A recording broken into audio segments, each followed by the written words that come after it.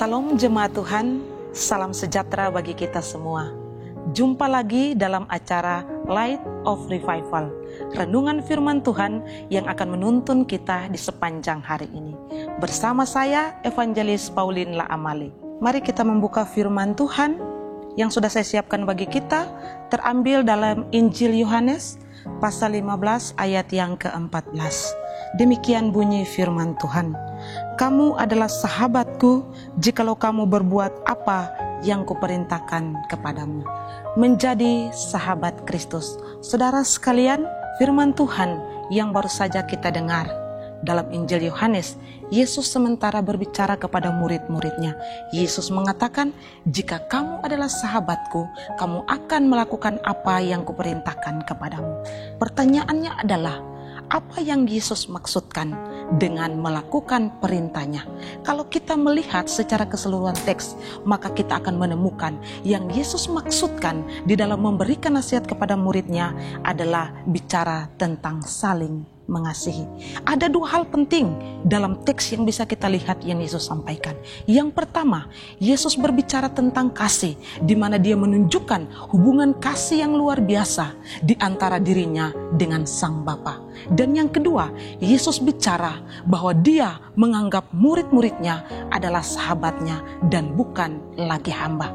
Ini berarti Kristus hendak menyampaikan perintah dan pesan penting kepada para murid.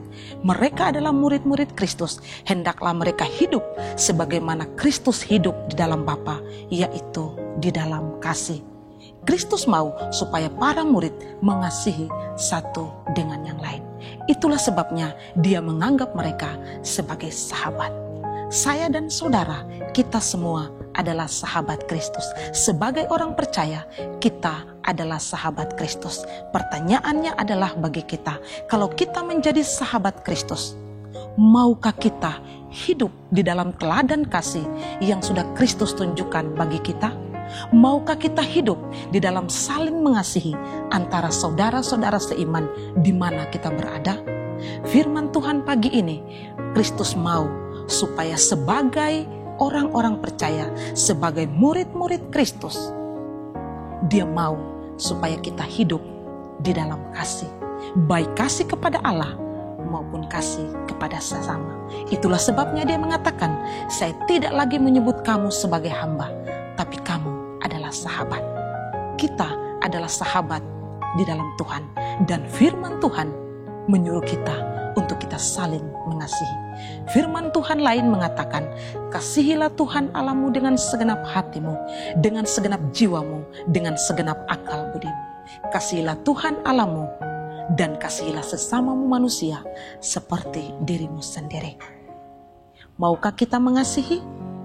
Maukah kita hidup di dalam kasih sebagaimana Kristus telah menunjukkan teladan bagi kita, sebagaimana Kristus menganggap kita sebagai sahabatnya?